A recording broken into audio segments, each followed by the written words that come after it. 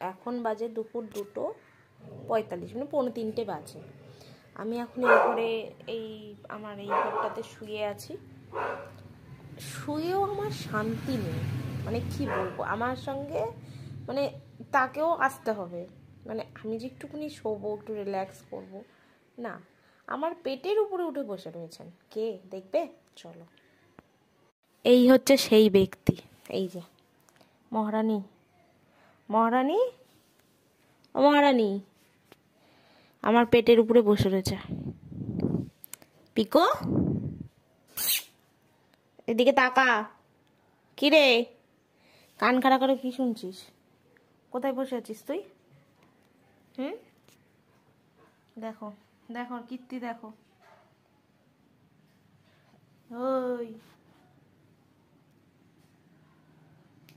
দেখো আমার পেটের উপরে ও এইভাবে বসে আছে, আবার কান খাড়া করে শুনছে যে কি বলছে।